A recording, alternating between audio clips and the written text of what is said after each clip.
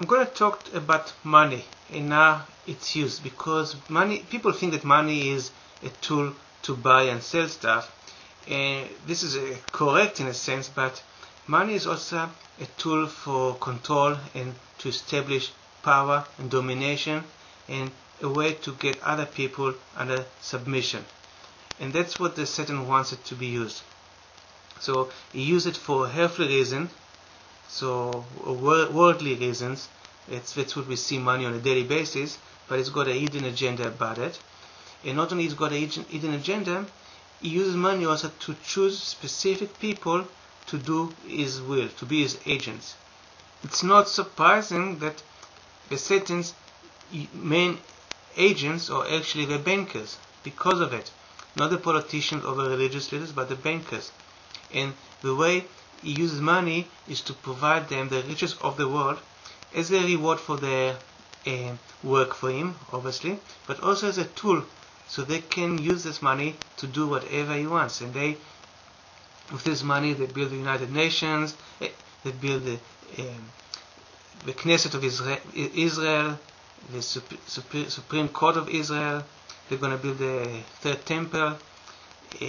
Basically, they seem like very generous people, and they do give a lot of money. I mean, an enormous amount of money for charities and for as a gift for certain projects.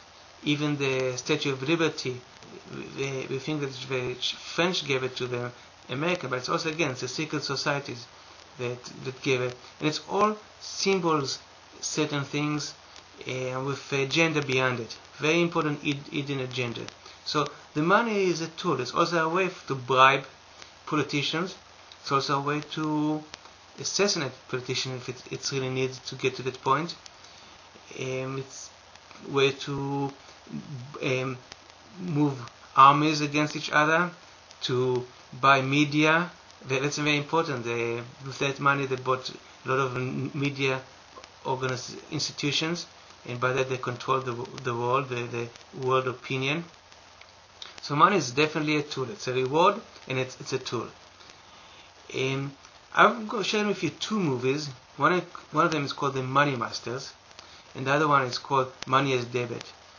The second movie is it's easier actually. It's how money has been made, and it's all the Satan behind it. You see how the people manipulate the making of money, how they took control of making money. Basically, countries have to pay the bankers to buy their own money. For example, in the United States, the Federal Reserve prints the money. Everybody thinks the Federal Reserve is a government agency. No, it's a private company, and the American government has to pay them to print the money.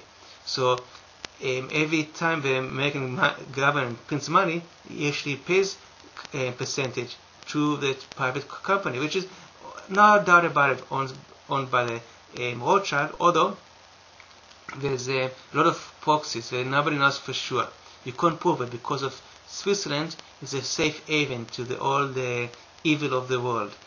And that's another issue, but talk about it later. So The Money as a Debt is a very technical movie. Explains how money is being created. And it's short. It's 45 minutes, I believe.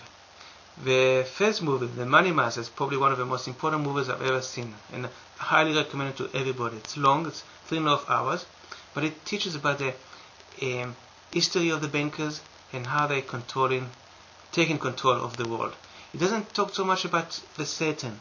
So if you don't know the Bible, you might think that it's people, very corrupt, genius people. But if you understand that the Satan is behind it, then it makes it so much more worse, because this is not just people working out of greed, but people working out of a very ideology agenda that in order to subdue the world, the people of the world, into one world domination.